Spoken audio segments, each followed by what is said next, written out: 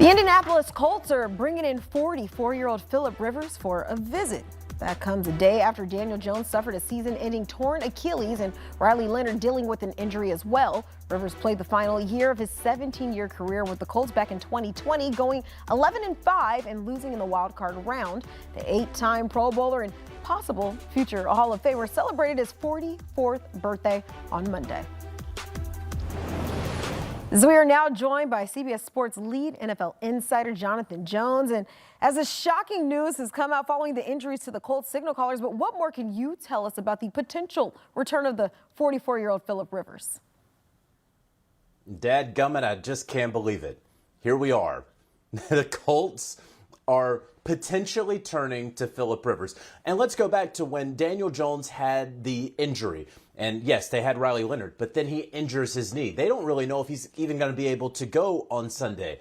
They have Brett Rippon on the practice squad. They could get a player from another practice squad, but we're past the trade deadline.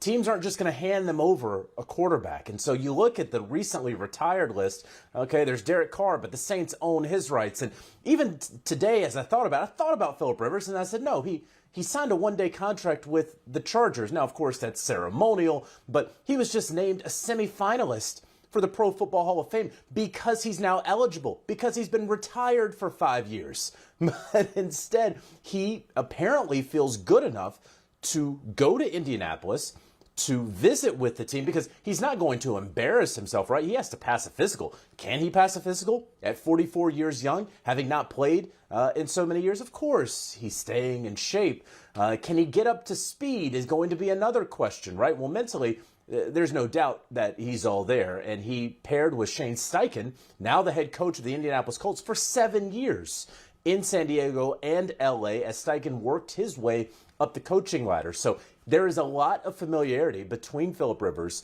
and the Colts, certainly the organization, but as well as the head coach. Now, is this actually going to happen? And if it does, what does that mean? Well, there is some precedent. We have seen guys come out of retirement years later. Steve DeBerg did it in 1998 with the Atlanta Falcons at 44 years old. So we've seen this before. But this late in the season, to go to a potential playoff team and try to save their season, that is something, Kiana, we have not really seen. I cannot imagine a world where Philip Rivers, even if the workout goes well, even if he passes the physical, even if everyone's feeling good, I can't imagine a world where he actually starts and plays this upcoming week for the Indianapolis Colts. You have to think that you got to give it a week. But again, dadgummit, I didn't think he was coming out of retirement before this news broke tonight. So I guess anything in the Philip Rivers world is possible. I mean, 17 years in the NFL, he's made 7 postseason appearances. He did have that AFC Championship appearance where he did play through that torn ACL. But I think you talk about being a semifinalist. He still wants that feather on his cap to win a Super Bowl. Maybe this is the opportunity to do so. Forget being in the Hall of Fame. He still wants that Super Bowl. So we'll see how everything plays out. Jonathan Jones, as always, we thank you for bringing the best. Thank you. So we are back joined by Bryant, McFadden, and Emory Hunt. Shocking developments, to say the least, fellas, in Indianapolis. B-Mac, I just want to get your reaction. Philip Rivers, hey, wow. It's been a minute. 5 years he's been coaching high school football, but now potentially coming out of retirement for the Colts. Your thoughts? And JJ hit on a key point with Philip Rivers, flirting with the idea of returning to the NFL. He's a semifinalist for the Hall of Fame. Right, and I don't know the rules word by word, but I would assume if he signs with the Indianapolis Colts, that restarts the clock over for him when he retires again, because he would have to unretire to return to the NFL. So when you talk about being right there, very, very close to potentially being voted into the Hall of Fame and restarting the clock just to give it a go one more time, I'm surprised, and I think he would be the first grandfather to play in the National Football League as well, because he is a grandfather now. So these are two things that were surprising to JJ's point, but that tells you how desperate the Colts are currently at the quarterback position. And it also might factor in the rules with the NFL. Should they consider moving the trade deadline back further? With the season being a 17-game season now, and seeing how injuries can always surface, because the trade deadline has already came and gone, you can't make a trade, because this would be a great time for them to trade, maybe with the New York Giants, maybe try to go get a Russell Wilson, or looking at some of the other quarterbacks that's available, that are, maybe a Joe Flacco, you know what I mean, looking at what's going on with Cincinnati and now Joe Burrow being back. So they're desperate, and he feels like he's in good enough shape. He's 44 years old. He's been coaching football, being in the car pickup line, feeding his grandchild. You know, he's been living his best life and seeing what Joe Flacco did, because he once was in the car pickup line also when he got the call and he returned to the NFL and played fairly well. So let's see how it plays out. They say desperation is a stinky cologne. This smells a lot like Sex Panther. 50% of the time, it works 100% of the time. That's a Anchorman reference, so get up to speed with your movies. But also, the last time we saw him play was a great game in the playoffs against the Bills, a game they probably should have won. He threw for 340, had 2 touchdowns, and he had a lot of the weapons that were on the team then. Michael Pittman, Jonathan Taylor, still on the team now. So, yeah, but at the end of the day, you touched on it, B-Mac. He's 44 years old. His youngest son is older than J.J. McCarthy, and he's a grandfather. That math ain't mathing. So, and he got sacked 19 times his last year in the NFL.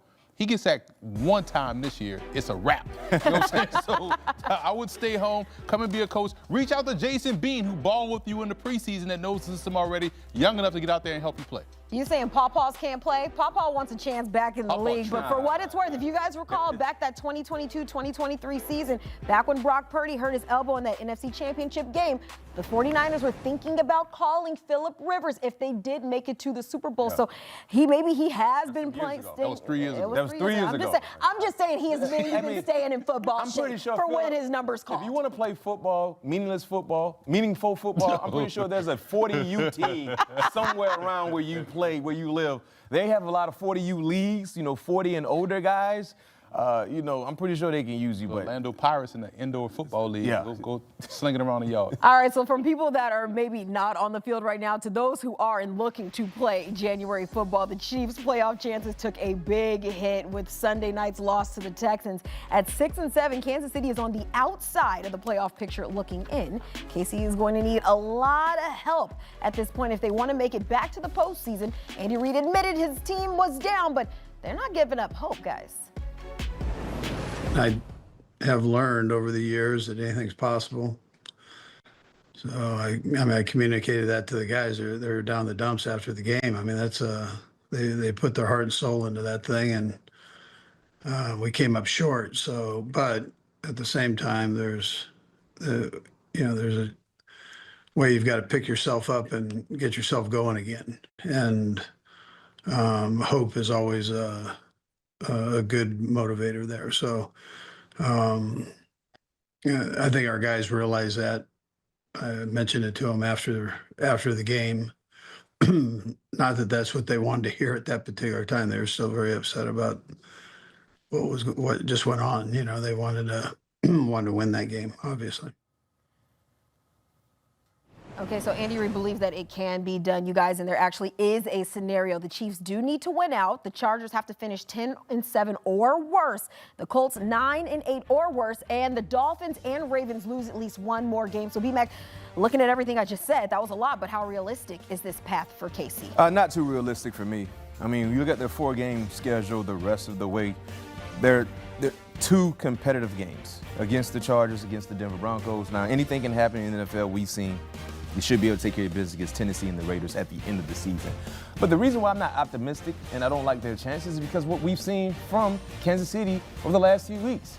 I mean, even when they came back against the Colts, that was an ugly game for 3 quarters. It took some time for them to kind of jumpstart their efforts to fight from behind double digits in the second half to win that ball game. We haven't seen 4 quarters of complete play from the Kansas City Chiefs with their offense and their defense. And like I said last night after that Sunday night loss to the Houston Texans, defensively, I'm starting to see a talent problem, especially in the secondary. When you lose a guy like Trent McDuffie, of course you're missing your best defender, but they don't have the depth to be able to get the significant starts. We saw Chris Jones live up to the name. He was outstanding. The front 7 was outstanding, but the secondary was an issue for me with the Kansas City Chiefs, and I don't see that changing or turning around anytime soon because those 2 meaningful games, big games, they got quarterbacks that can throw it around the yard. When you look at Justin Herbert, when you look at Bo Nix, and they're playing winning football.